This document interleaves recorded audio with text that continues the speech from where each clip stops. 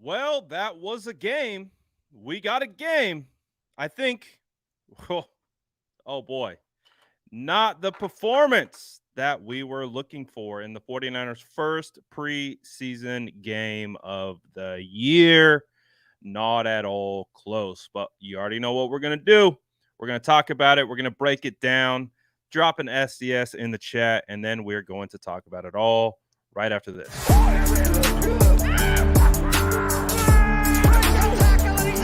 Smash that like button if you haven't already. Love to see it.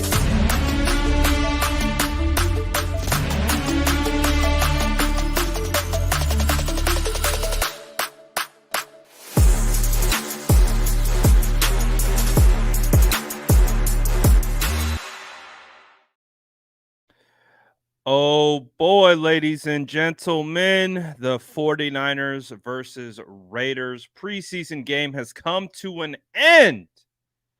And, we like to be positive and optimistic here, but let's keep it 100. That was just that was an awful game. After the entire preseason that 49ers fans have had to deal with, that's what we got against the Raiders. Just offense, defense, special teams, literally every phase of the game. The 49ers were outplayed. Yeah, wasn't our best work. Definitely wasn't something that we would be proud about. The tape is going to be very interesting. I mean, I think one of the things when we hop into the tape, I'm really curious to see where the offensive line struggles came from and why they were so consistent. Offensive line struggled today. Offense as a whole struggled today to maintain the ball and move the ball. Like there's really not a lot of rhythm, and it we've had we've had some bad preseason performances. We've had some bad preseason performances. Someone's saying getting Texans flashbacks. Yeah, that's kind of what it feels like, to be honest. That was Texans level type performance. Probably a little bit worse. Just really, and again, very minimal starters out there on the field today. But I think, the weight comes from is that we are going to have to rely on some of those backups. We are going to have to rely on some of those second stringers. So you want to be able to see some of those guys step up. And before we, just go full bore on all the mistakes, let's try to talk about some positives, I guess. I would say Ronnie Bell was a positive, but as you guys know, Ronnie Bell did have a dropped pass that led to an interception. So that kind of soured a little bit the really good day that he was having. But still, I think what Ronnie Bell did today was enough to solidify a roster spot. Like, that's the kind of Ronnie Bell that I saw in training camp. He looks like he can go out and play with the starters. Like, he looks like he can go out there and be a guy who's going to contribute. And I think that's a positive because we do know that the 49ers have a spot that has opened up because of Ray McCloud's injury and the fact that Ronnie Bell also does have some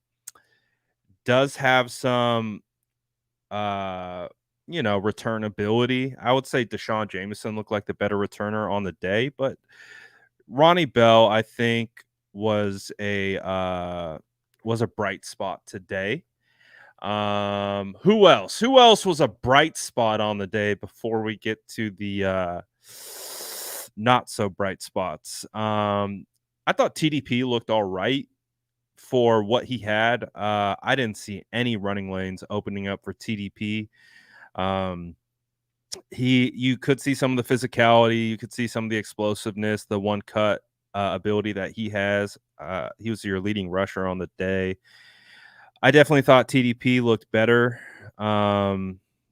Looked all right, like I said, considering he didn't have much to run with. But he did some good stuff.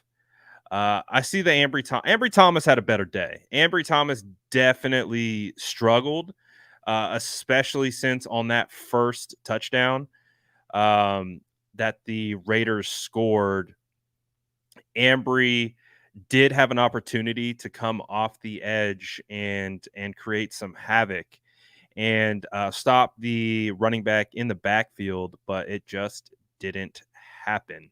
But Ambry was able to come back on a similar play. He made a play just off that one. He had some pass breakups. So Ambry Thomas definitely had a better day as well.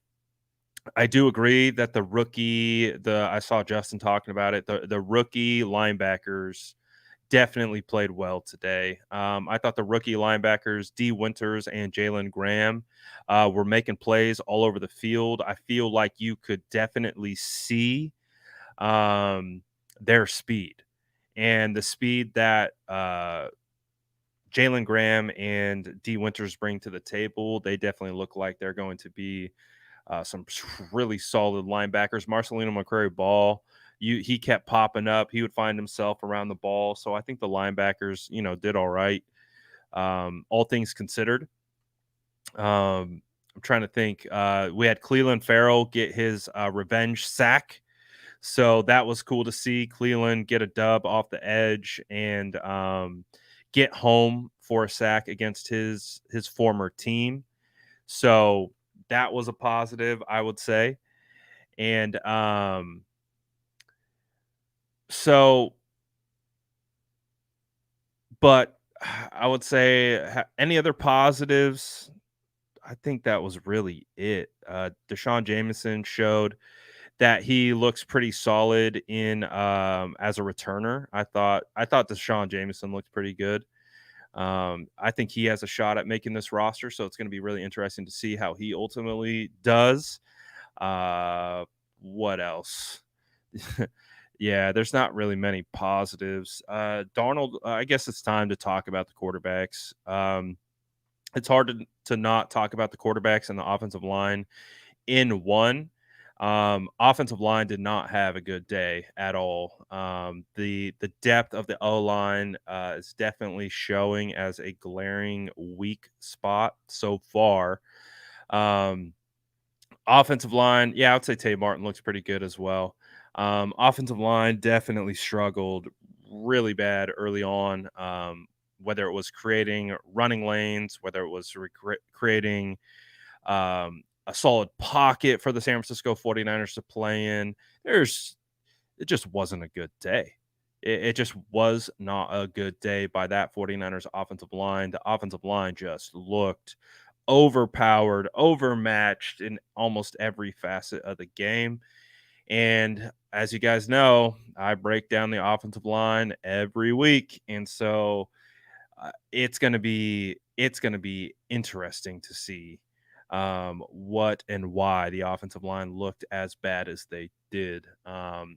So we're gonna break that down, but you know, even though the offensive line struggled, I don't think that's an excuse necessarily for Trey Lance. Obviously, for Trey Lance, you want clean pockets, you want to be able to navigate the pocket, stand tall, and make good throws. You want that, and that wasn't there right away, and you could see that Trey Lance was visibly flustered. He did not look comfortable those first 2 drives. He looked really shaky, and he kind of played that way. It's definitely not the performance that we wanted to see from Trey Lance. I think with Trey, we really wanted to see him string some plays together. We really wanted to see Trey Lance come out and look confident, even and this is what I say, in the midst of poor protection. Like, you can still look confident in the midst of poor protection. You can still find your hot reads. You can still get the ball out quickly. Like, you can still make something happen. And Trey did find some occasions where he did. I think the one where he kind of bailed out to the right, kind of dumped it off. for a short throw, almost going over the line of scrimmage, but stayed behind it, got the throw out. That one was nice. He had some nice throws over the middle to Conley. Um, but to the crazy thing about this game is that the touchdown the touchdown should have been an interception. The 49ers only point the 49ers should have got skunked today. The fact that the 49ers came away with any points was just a matter of luck. Because that should have been an interception. It hit the DB right in the hands. And, it was a situation where it was a play action rollout. Trey Lance sets up. It looked like he had enough time to read and process. And I don't know if he waited too long or whatever, but he let the thing rip, and the DB was right there to make a play on the balls. Very similar to the one to the linebacker over the middle as well. That was a dropped pick. The positive from the middle linebacker drop pick, was that he was able to kind of complete some passes after that. So that's at least a positive, that he was able to kind of go back out and throw, and he made some completions. But I would say, for what I was looking for from Trey Lance, even amidst the adversity, it wasn't what I wanted to see. It definitely wasn't what I wanted to see. I wanted to see Trey look more comfortable. I wanted to see him look more confident. And again, like, we know what playing NFL being a quarterback in the NFL is like. And again, not trying to make any excuses one way or the other, things are going to get muddy. And Kyle Shanahan really wants to know how you are going to react, and how you're going to play when things break down. Like, whether you like it or not, that the offensive line didn't provide much of a help for Trey, there's still an evaluation to be had. There's still an opportunity to keep that composure, to be able to look confident, to be able to get out of the pocket, throw it away, get out of the pocket, step up in the pocket, do all these different things. And, again, I don't want to make this thing about a comparison or anything or the other. But if you remember, Brock Purdy, when he got thrown into the fire against the Dolphins, he had no time to throw the football. They were sending zero blitz at him, and he probably had 7 to 8 throws that he completed with a free rusher, either coming off the edge or coming up the middle. And those are the differences. That's the difference with this particular game, is that bad things are going to happen up front. There's going to be breakdowns from the offensive line in every game, whether it's the starters, whether it's the backup. What Kyle wants to see is, how do you manage when things break down? That's what he wants. He wants to see that. He wants to see when they throw zero blitz at you, when there's a free rusher coming off the edge. He wants to know, how are you going to respond? And unfortunately, that's what we needed to see from Trey today. And it didn't feel like we got that. Now, he had some moments where it wasn't all bad, but also it wasn't that great either. So not a good day for Trey, I would say. I don't think there's really too many ways you can look at it. I mean, even with, again, the issues with the offensive line, which were there and are valid, I don't think it was a good day for Trey. Yeah, it wasn't a good day for the offense, for the defense, for special teams. It wasn't a good day for anyone. So whatever camp you're in, which we know there shouldn't be a whole lot of victory lapping, and I don't think anyone should be victory lapping anyone's struggles. I think as a fan base, we get real into this, and I understand why, but you shouldn't be victory lapping anyone's struggles. Like, I don't care how much you might not like that guy, or you like your guy. You shouldn't be victory lapping anyone's struggles. Like, we want to see all these guys put their best foot forward. This is their livelihood. This is their reputation. This is their career. We want to see these guys put their best foot forward, especially on our team. And unfortunately, as a whole, this team did not put their best foot forward. Um, we got a couple super chats in here. We're not going to spend the whole time on quarterbacks, but of course, it's going to be one of the main points of emphasis. Let's see. Darnold looked more comfortable and decisive. Uh, I would agree with that. I would definitely agree with that. I would say Darnold. He it did feel like he had a little bit more time to throw, but you know, Darnold did. He almost had an interception. I didn't like the throw because it felt like forced into a lot of coverage, and someone got their hands on it. But if you had to say one way or the other, Darnold, I would say, looked a little bit, little bit more calm in the pocket. With all things considered, Trey Lance, what 10 to 15 for 112 yards and a touchdown, and was sacked 4 times, which was not good. Sam Darnold went 5 of 8 for 84 yards.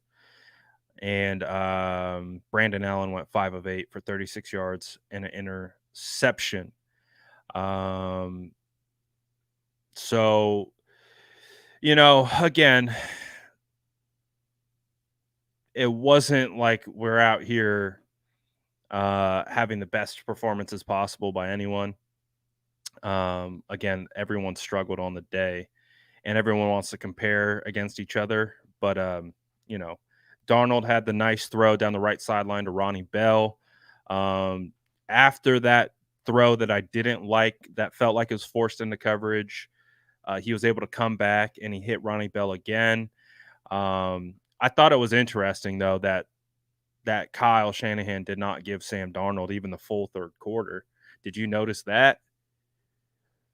So I think that kind of speaks to where the quarterbacks currently sit.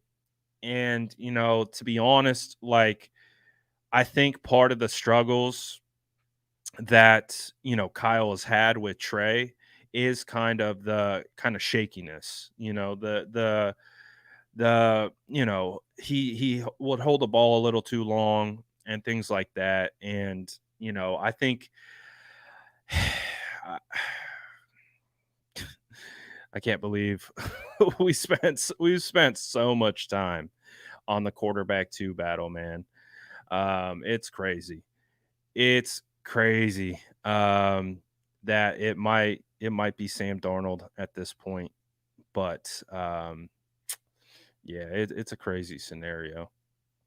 Glass City, appreciate the super chats. Says, does the D worry you at all? Gave up 34 points, little pressure on that line. Wilkes working out the kinks, hopefully. And no, there weren't starters. I would say the biggest thing that was concerning about the defense was that Raiders offensive line was moving our guys at will. The running lanes that they were opening up, it was like Kyle Shanahan got out Shanahan almost. Um, the 49er or the Raiders offensive line definitely won that battle.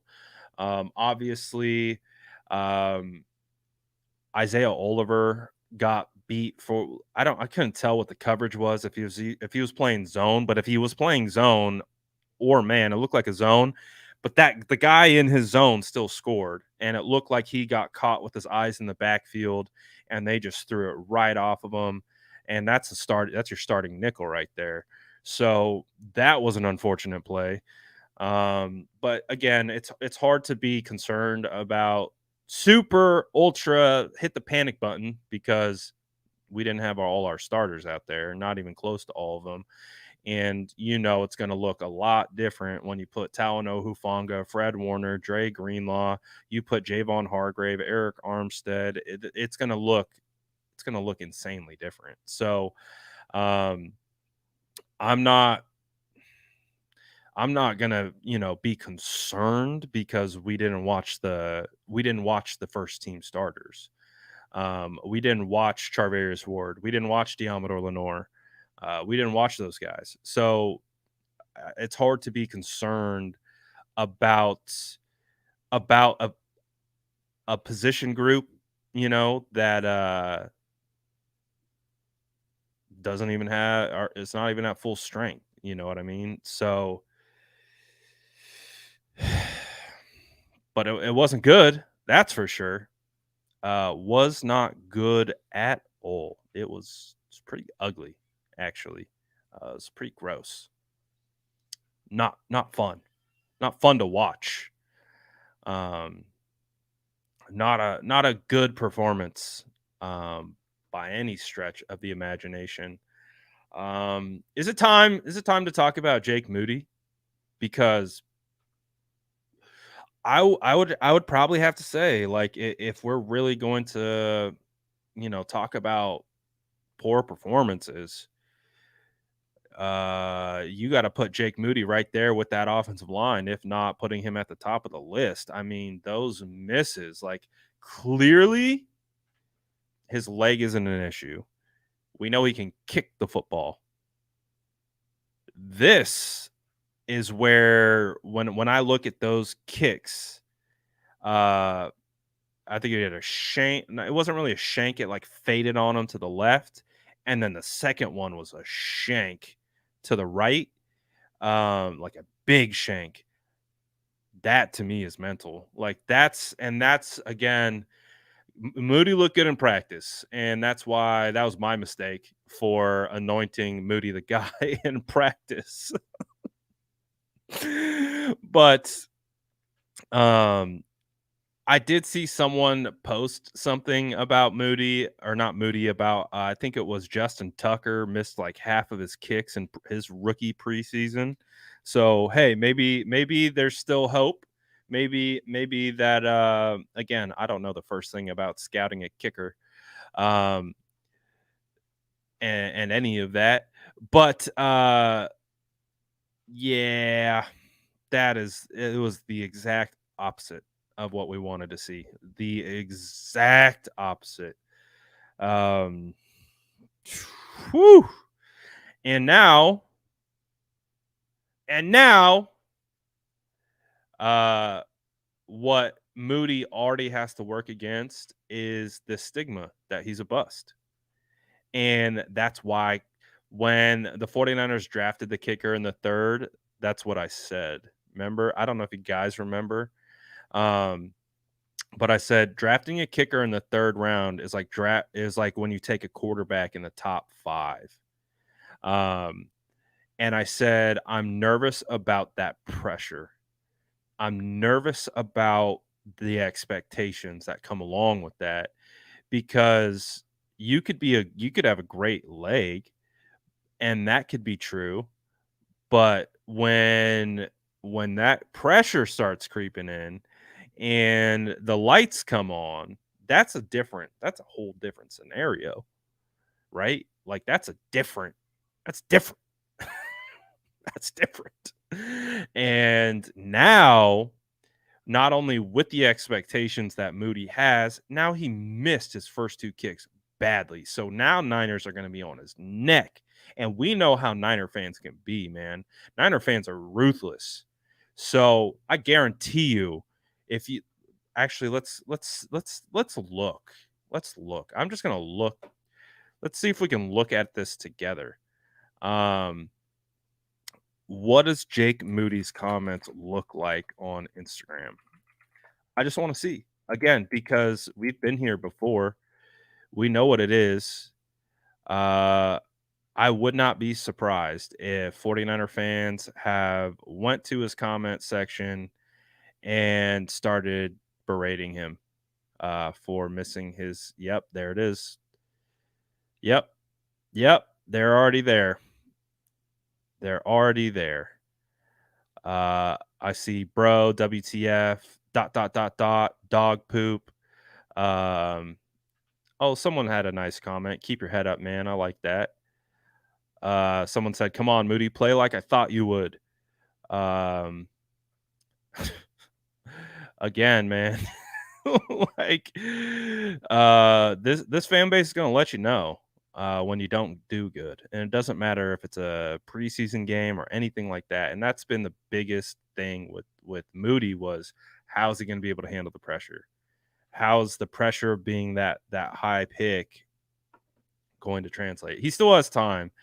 I'm not ready to call him a bust or anything like that. It was one game, but my goodness, we knew what the territory was. We knew what was going to happen. So now he's got to, and we know how fans are. Fans are ultra reactive, so they're going to react off of what they've seen. And now he's got to shake this bust label after one preseason game. Is it fair? No, because it's one preseason game. But unfortunately, that's not how fans work. You know, fans have a mind of their own. Um, they don't view this through the lens of a coaching staff. They don't view this through the lens of like someone inside the building or a player development guy or a coach. They don't view it that way. They view it. They want to see results now. They got questions. They want answers. Uh, so yeah, not a good start for Moody. Also, too, Cameron Latu didn't have a good start. Cameron Latu has had a really tough go of it. Uh, Cameron Latu had struggled all the way throughout training camp. Um, Cameron Latu has had issues with drops throughout training camp, and then you could kind of see how he kind of bobbled the catch a little bit and didn't really bring in the ball, didn't really bring in the ball, and or it wasn't a clean catch. I don't know if that has anything to do with the timing, but that ball got popped out. Yeah. Um, preseason, preseason. Um, but again, everything is an opportunity. Everything is an opportunity to improve upon and get better and put things behind you, stack good days, stack good plays. And I think the guys that we wanted to see stack uh, didn't really meet that expectation. Um, so it wasn't a good performance. There's no other way to shake it. It was a bad performance. Um, by a lot of different uh by a lot of different guys. Um, so I guess it's time. Let's grade it. Let's grade let's grade Trey Lance. We'll run through some grades. Let's grade Trey Lance. What would you give Trey Lance's grade on the day? Drop it in the chat. We're gonna run through. We'll grade some people today. But what is your um what would you grade Trey Lance today?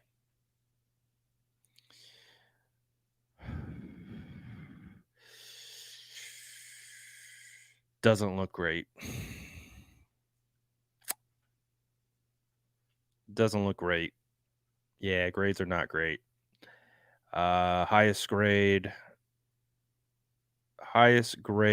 that I've seen is a flat C. Highest grade is a flat C. Um so uh Hendrick said let's do line grades. So yeah, all right. Definitely wasn't a good day for Trey. Let's grade. So now reset your grades. Um, grade Sam Darnold on the day. How would you grade Sam Darnold? Um, what would our Darnold grade be? Our first Darnold grade was a B plus. I'm not sure if the two grades are like molding together, but I'm seeing some B's now. Um, I'm seeing some C pluses. So C minus for Sam. I don't know how I could give him a C minus. I think he had one throw that I didn't really like. That was about it. He had about one throw I didn't like. Um, we're getting troll bombed right now. All right, let's just do offense.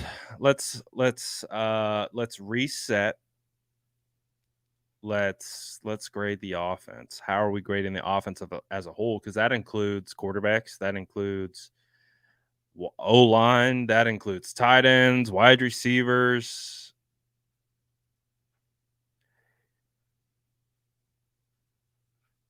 What are we thinking for the whole group?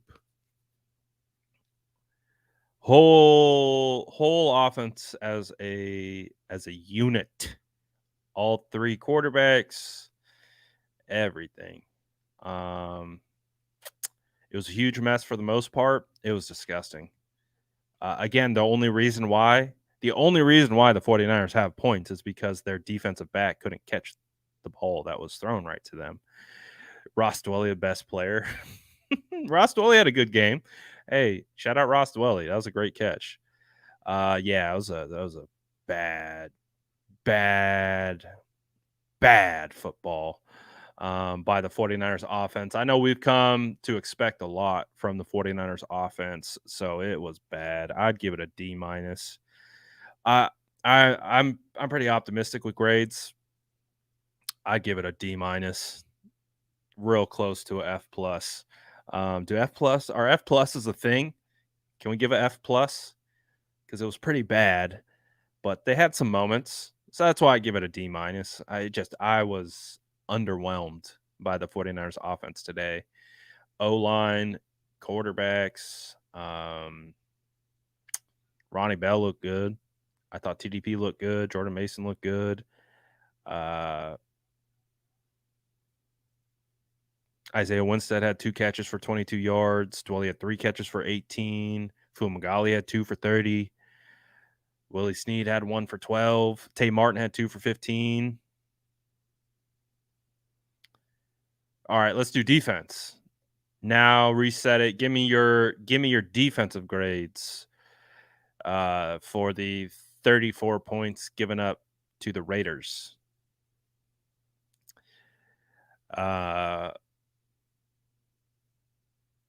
What was our defensive grade? Woo! Oh boy, I really hope this is just a preseason thing. That's just really what I hope for. I just hope this is a preseason thing, getting it out of their system.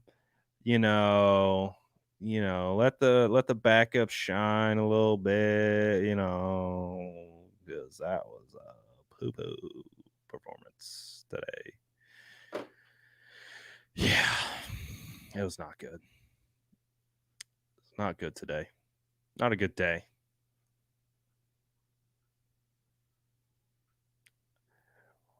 I think we're just definitely all in agreement that today was not a good day.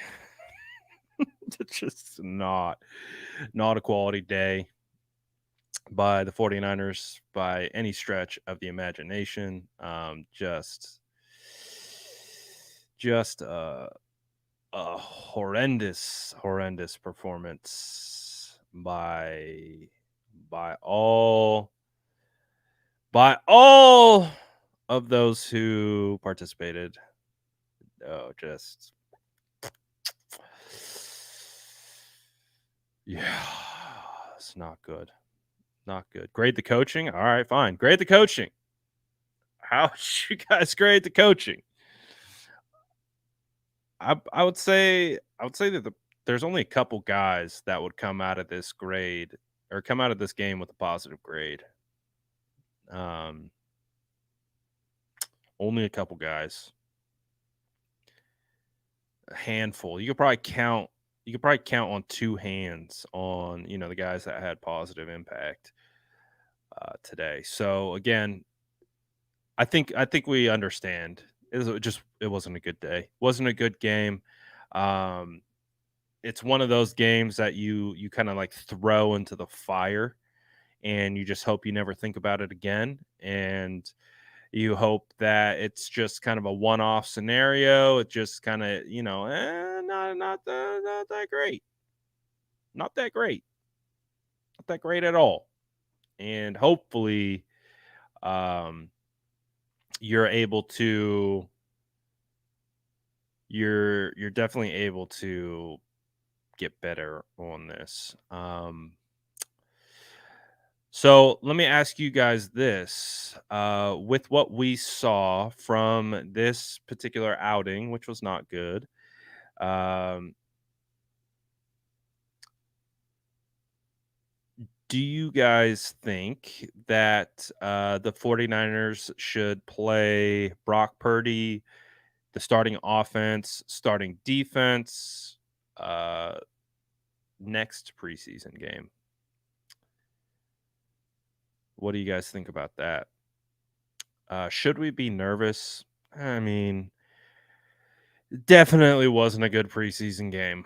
There again, it just was not a good preseason game. It felt like it matched the joint practice reports that we got.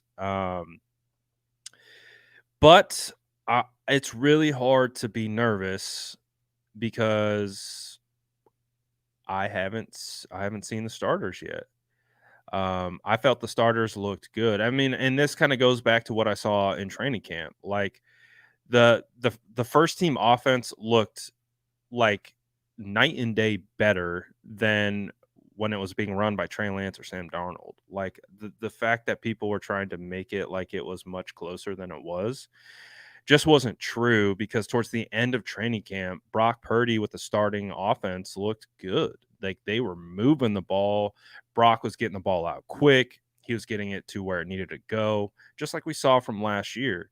Does that mean Brock's going to be perfect? No, but the offense clearly looked its best in training camp, with Brock Purdy under center, and that's a Brock Purdy who's still coming back from injury, who's still trying to kind of work himself back, isn't even fully off a pitch count yet. So, you know, I'm uh I'm not ready to say that I'm nervous yet, because I think Brock will be all right. I think Brock will be able to move the offense pretty well, because I've seen it in practice going up against a starting defense. So, and I feel really good about the 49ers starting defense. Like the 49ers starting defense is pretty dang solid, especially when you get Nick Bosa back out there. Nick Bosa is a huge impact on that defense, as we already know. And once you get all the starters back out there, um, then I think we're gonna be okay. Like, I'm really not. I think there's more questions about the depth than anything else. Like, if you're worried about the depth of this team, I would say I'm a little bit worried about the depth of the O line. I'm a little bit worried about the depth at some spots. Like, I would say that's fair. I'm not. We haven't seen any starters yet, so it's really hard to be worried about much of anything. Um, because we haven't seen any starters. So if the starters went out there and they got cooked by a third string quarterback, oh yeah, oh yeah, there would be something to work. There would be something to worry about. But thankfully, that didn't happen. So take it for what it is. The Raiders backups looked better than the 49ers backups today. That's what it was. The Raiders looked more prepared. Their game plan looked better. They were executing at the point of attack better. They just did everything better. They made their kicks. Their defense was holding. Their defense was creating turnovers. Their defense was stopping the 49ers from converting on fourth. They won in every aspect of the game. They won at the line of scrimmage. They won through the air. They won game. Like they You can't look at what happened today and say that the 49ers won any facet of this game. They got dominated by the Raiders on pretty much every facet. It's just a fact. Now, thankfully, it's not the starters out there, but people are going to have that in mind. They're going to be thinking about that. It's like, is this us? Is this the team that we have? Like, and again, I guess the optimism comes from those weren't our starters. The optimism says those weren't our starters, so there's still definitely a glimmer of hope, because our starters didn't get dominated today. It was our backups. Our backups got absolutely motorboated out there. Shane says, "Do you think the Raiders are pumping in crowd sounds? Seem like Niners home crowd." Um, yeah, definitely a lot of red in that stadium. Definitely a lot of 49ers fans showed up for that game. Um, but hey, pumping in noise, it could happen, but I don't know. I don't know. Could be. But there was a lot of red out there for sure. For sure, for sure. Um, so again, two things can be true. Two things can be absolutely true. That was an absolutely terrible performance by the 49ers all the way around. And it's also not the end of the world because it wasn't our starters. So, would you have liked to see the backups perform better? Would you have liked to seen them put together a better performance? Of course you would. Of course. Of course. But didn't happen. It didn't happen at all. And the 49ers got cooked by the Raiders. It hurts to say it. Don't like to say it because I don't like the Raiders at all. Even in a preseason game, I want the 49ers to beat the Raiders. I'm not a fan of getting beat by the Raiders at all. But we got cooked. There's just we got dominated on all three phases of the football. And I think the thing that's nerve-wracking about that from, like, a Trey Lance perspective is I know a lot of people view Trey Lance as a starting caliber quarterback, but I think what's concerning is that Trey didn't look like a starting caliber quarterback today, and I get it. Offensive line didn't do him any favors, but still the same thing remains. You gotta be able to operate under adversity. Doesn't mean you have to be perfect.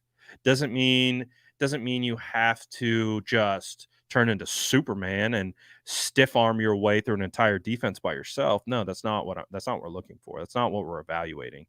We're not evaluating Trey Lance from that lens. We're evaluating that he can just stay poised. He can stay calm. He can get the ball out when it's supposed to be out. You could tell he was holding the ball too long. Like he just the indecisive, like when he was decisive, the ball looks good, right? Like when Trey, that's the thing. When Trey knows where he's going with the football, he can get it there and it can make it look good. He had a nice throw outside the numbers to Dwelly, I think, and things like that. But just didn't look just just didn't look good today. Didn't look confident, didn't look, you know, didn't look didn't look like we wanted him to, which is unfortunate because I wanted him to look good. I don't think whether you're a Brock or Trey fan or whatever, like there should be no reason why you'd want Trey Lance to go out there and look bad. If anything, Trey looking good would be the best thing for the team out there. Um, but it kind of reminded me of when we did our film breakdowns this summer when we there was no context. We pulled up Trey Lance's game against the Texans, we pulled up Brock Purdy's game against the Dolphins, and we pulled up Sam Darnold's game against the Tampa Bay Bucks because again, we were just talking nonstop during the dead period of just quarterbacks. And so I was like, screw this. Like, let's just go back and we'll watch the tape back to back And the reason why I pulled those games was Dolphins was game 1 for, for Brock, who got thrown into the fire. Texans was game 2 for Trey Lance as a rookie, and Sam Darnold, the Tampa Bay game was one of his best games. And when we went through that whole stretch of tape, like, you could see those processing things that we saw today from Trey, those existed in that game. Uh, those existed in that game against the Texans. And he had a good game against the Texans for the most part. Like, he had some really good throws. He was able to move the ball. They won that game, but you could still see the processing like wasn't there compared to when you watched Brock in his first game, with insane pressure, of how he was able to process. And that's where, again, you talk about the intangible qualities of a quarterback. It's phenomenal to have a big arm. It's phenomenal to be tall. It's phenomenal to be able to run.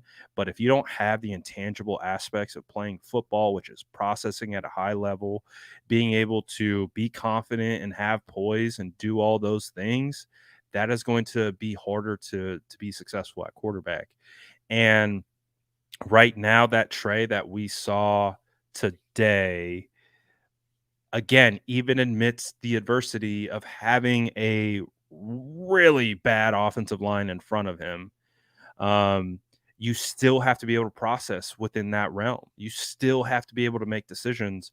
You still have to be able to take care of the football. It's not an excuse. Like, it's not an excuse. It's just not. Like, yeah, the O-line was trash. We can say what it is. The O-line was good, not good, didn't give him a lot of time, but you still have to move and process and get rid of the football and make good throws and do all those types of things. Is it going to be perfect? No, that's not the expectation. The expectation is that you can just process, be comfortable within that realm. And unfortunately, we did not see that today. And that's been my thing with Trey, is that it's not that he can't throw the football. It's not that his mechanics don't look cleaner. It's none of that. It's can Trey play with confidence, poise, and process? And right now, I didn't feel better. My evaluation didn't feel better, from today's game. Now, it doesn't mean it's an end all be all at all. Maybe you put him behind the starting offensive line, things get better. Maybe that definitely exists. It's not like we're not. It's not like we're painting a picture of Trey either. It's not like we're saying this is what Trey is. We're just saying this is what we saw today, and that's why you can have Trey have a bad game while still having a bad offensive line. Two things can be true at the same time. Just again, the counterpoint is Brock Purdy versus the Dolphins. Dude had zero time to throw. But what was he doing? He was making correct reads, correct decisions, getting the ball out on time, throwing accurate passes. And there's a reason why Brock is the starting quarterback.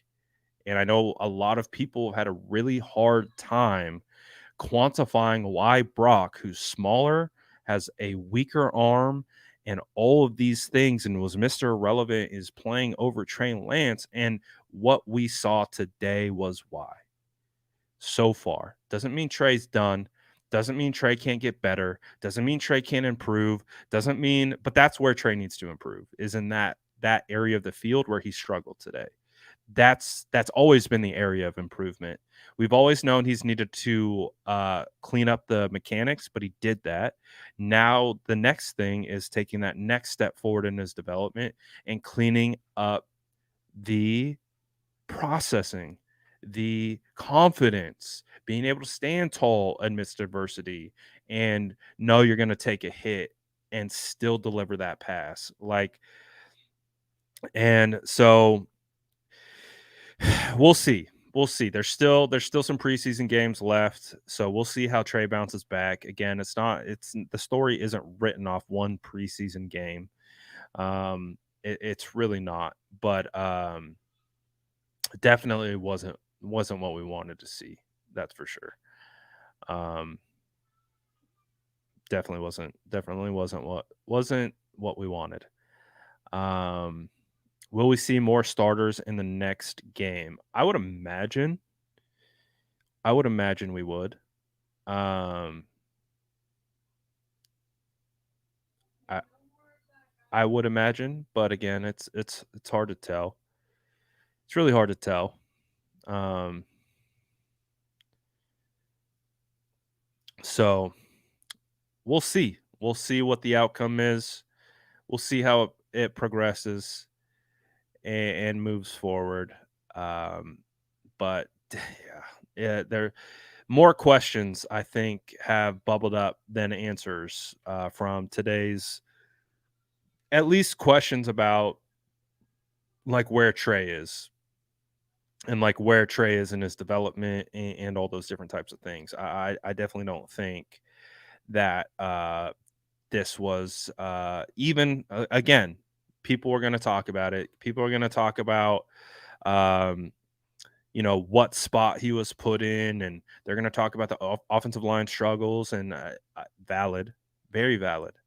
But there's still a process for Trey within that he could have still and shown the process and maturation, um, and just didn't see that. Didn't see that, but we don't have to keep talking about that. Let's see. Any promising players that I did see? I thought Ronnie Bell looked phenomenal. I think Ronnie Bell damn near earned his roster spot today, even with the drop. I think Ronnie Bell earned his roster spot because we do know we needed someone to replace Ray Ray, and it definitely looks like Ronnie Bell is that guy. I'm for it too. I'm for it. If you want to get Ronnie Bell on this roster over Tate Martin and Willie Snead, I'm for that. Like I'm for putting your eggs into the younger players, opposed to some of these kind of like journeyman vets. So if Ronnie Bell could be that guy that fills in, I'm for that. I mean, he looked pretty darn solid, and it looks like that's going to translate as well. I thought Marcelino McCrary ball. We talked about it already. I thought both the rookie linebackers looked really good. Braden Willis only had one catch, but he didn't feel like Braden Willis played that much.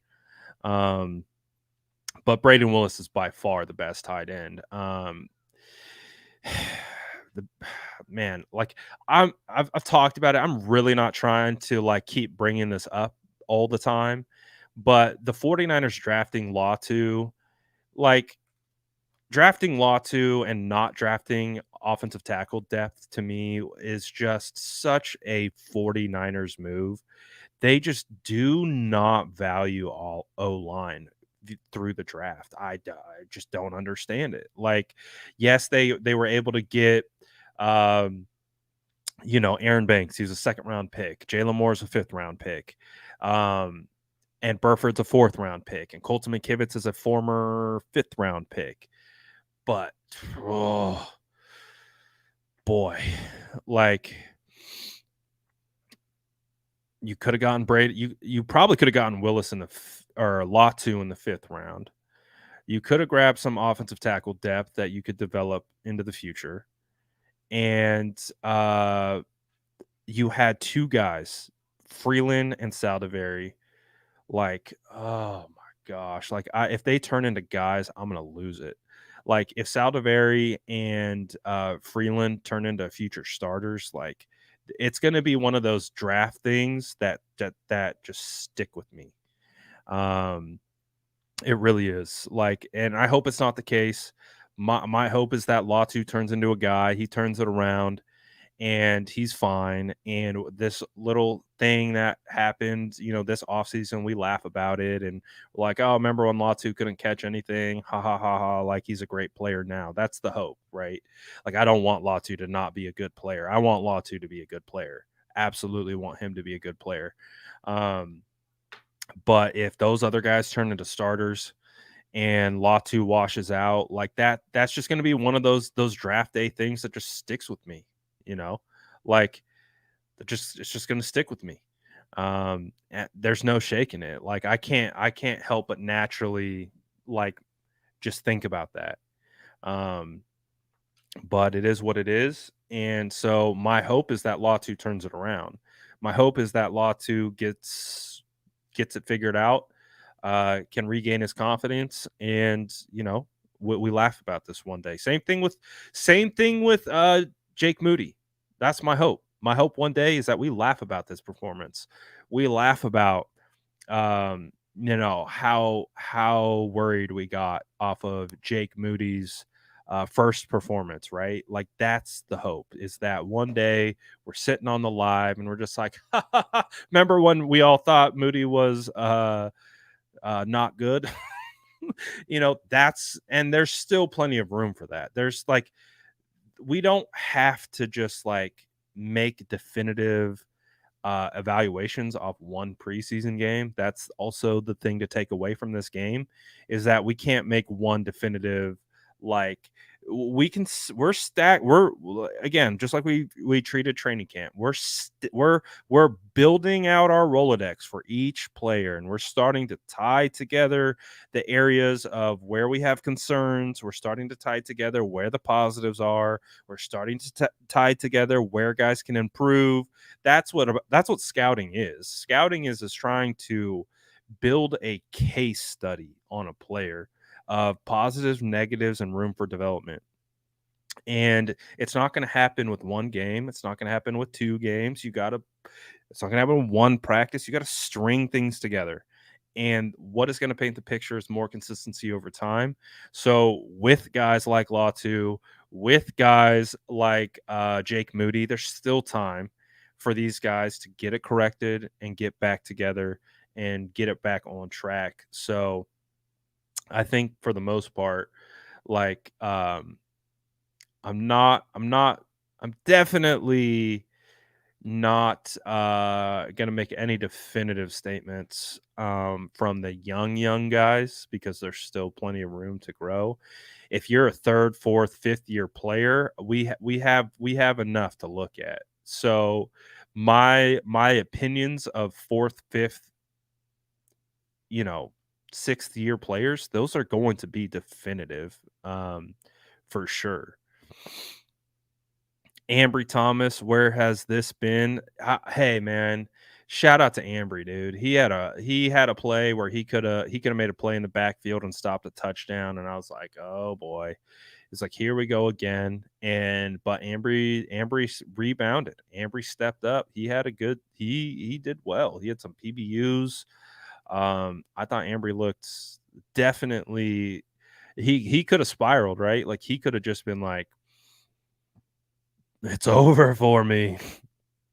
But I thought Ambry did well. He got credit for one pass deflection. He had two total tackles on the day. I thought Ambry definitely made up for the early struggle. Um, so not bad, not bad.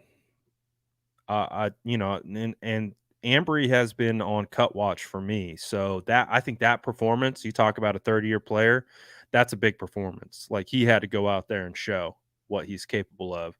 So that's a big performance to me, for Ambry to be able to bounce back and come back and show that he's still got some stuff in the tank. And so I like that from Ambry. That's the kind of performance you want to see out of a 30-year player. Like you want to see, even if an early mistake happens, you want to see him lock in, bounce back, and do all that type of stuff. So that's I feel good about what Ambry did. So now we got to see how he can continue to improve upon that. Um, how well do you think Lance does against the Broncos next week? Well, this is what I think is going to happen next week. Sam Darnold's going to be your starter next week. I'm barring Brock playing. I don't know if he's going to play or not. I have zero clue of how the 49ers are going to manage these reps. There's a world that exists where Brock plays, but let's say Brock doesn't play. Let's just say, for sake of this particular argument, Brock isn't playing against the Broncos. I don't think Trey's going to get. I don't think Trey's going to start next week. I think he's gonna put Sam Darnold ahead of him, and so whether it's starting that game or the first one up after Brock, it's Sam. I think it's going to be Sam that's going to be that guy. I also think Kyle pulling Sam after the third quarter and after him showing some good throws, I think that also speaks to kind of where they're at. Um, that was a big game for Trey. It was a big game for Trey. I know it's preseason, but it was a big game for Trey. And regardless of the issues that happened on the O line, that he still could have done things better. And that and when you're in a competition, when you're in a competition and you go into this game pretty even, margin of error is thin. The margin of error is very thin. So yeah, it was probably, I would say, the worst possible outcome would have been those would have been picks. He would have had 2 interceptions. That would have made it the worst possible outcome. But I would say outside of that, it was probably one of the it's probably one of the it was probably one of the most that was not the outcome you wanted. And I think it's going to look worse on tape. That's the messed up part, is that I'm gonna have to go back and watch all this. And you guys know how I watch tape. I watch every play like 6, 7, 8, 9, 10 times every play, rewind it, I go player by player, watch each player. Like, I think it's gonna look worse. I think it's gonna look worse on tape. Because I'm gonna be able to see what he was seeing. I'm gonna be able to see the field. I'm gonna be able to see the coverage. And I'm now sometimes you get into the tape and it felt really, really bad, and you get into the tape and you're like, okay, it wasn't actually as bad as it felt. So that is a possibility. That is a possibility that we can get into the tape and we can go, okay, it wasn't as bad as I thought. But I'm just presenting that is an option.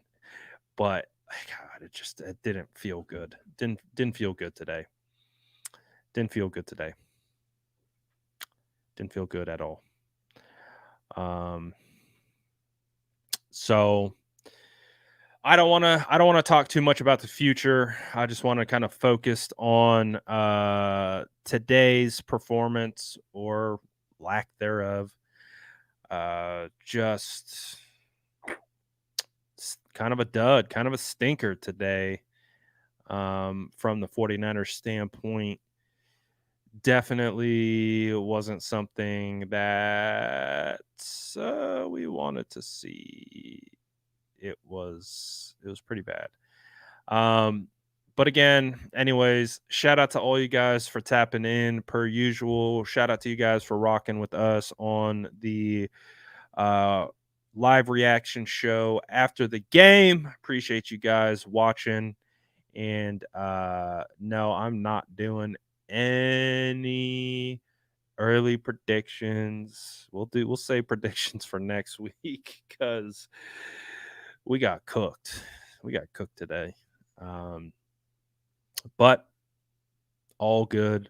Shout out to all you guys as always. Appreciate you all, man. And hey, stay tuned. Stay tuned, you guys. So we're going to be breaking down offense and defense this week. It's going to happen, and I might get into a better habit of breaking down offense and defensive tape. But we're going to break down the tape. So stay tuned for that. We're gonna really dive deep into what happened on this game. Quarterbacks, O-line, defense, all of it. We're going to break it down. And it's not going to be pretty. It's not going to be blissful, but we're going to watch it and we're going to understand better. And there's a positive so far. Doesn't sound like anyone got injured. So, hey, smash that like button on your way out. Sub to the channel if you haven't already. Not a great game at all. But hey, football's back. Let's go. Shout out to everyone. I'm out of here. Peace.